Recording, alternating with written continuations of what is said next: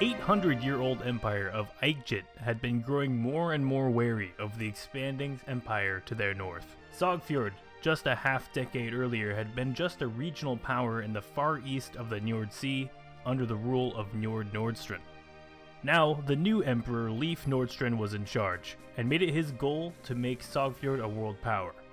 He restructured the military and used his already veteran army from defending from northern raiders to expand westward, eventually reaching the end of the Njord Sea. Another threat he dealt with was the raiding parties of the Tosei-Ukachini Confederation, a loosely connected group of tribes in the Ukachini Plains. Leif Nordstrand ended this in the Battle of Grashastar, where the charging Tosei-Ukachini forces were led straight into a trap. A massive statue of the Sogfjordian god of deception, Fater, was erected here in the following year. Sogfjord and the Confederation's relationship would eventually evolve into a positive one. Sogfjord would put an end to eastward expansion and would hire Tosei-Ukachini cavalry to support its war parties. They would pay handsomely. Eichit has never had to defend themselves against a massive foreign power before, and they were quite worried. If they were not careful, their massive trade empire and wealth could collapse. They needed to keep Sogfjord from taking control of eastern trade routes, so began to block Sogfjordian access to key trade cities on the Eichit Sea, as well as started capturing Sogfjordian trade vessels out at sea. Little did Eichit know, the Sogfjordians were already planning a campaign. Emperor Leif Nordstrand knew that Sogfjord would never be able to compete with Eichit on trade and maritime supremacy without control of the Eichit Sea. Eichit's aggressive posturing was the last straw. In the year 55 Leif Nordstrand finally brought his troops south, and the Eichit were waiting. Leif sent nearly 3 legions south towards the western Eichit Sea to cut it off. There, they finally met the Eichit in a valley 20 miles from the coast.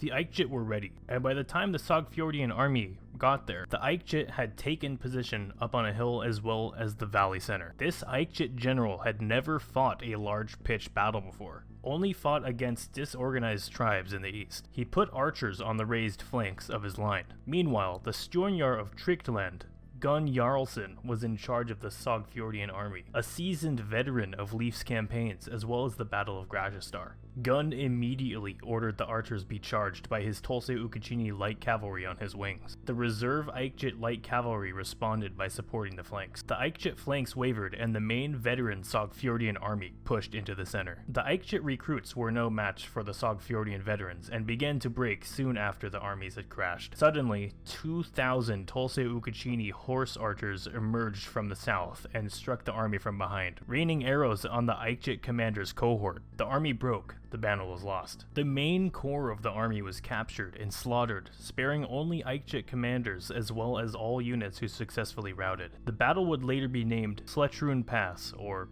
Slaughter Pass. Only a month later, General Orvar Ragnbjorg would lead a siege on the Eichit trade city of Gullingol. If this city were to fall, the entire western region of the Eichit Sea would be at Sogfjord's mercy. When Sogfjord finally reached Gullingol with its army, Kapitan Krusti Bakhtiar was anticipating reinforcements from his capital. The reinforcements would never come. He was lied to by the Eichit to buy time. Bakhtiar would forever resent the Eichit Grand Council for this perceived treachery. He quickly mustered up a small force that he sallied out to attempt to destroy some siege equipment that Sogfjord was bringing in. He sent them unknowingly to their own deaths. Right as they had left the gate, Bakhtiar called a general retreat out of the city through the harbor.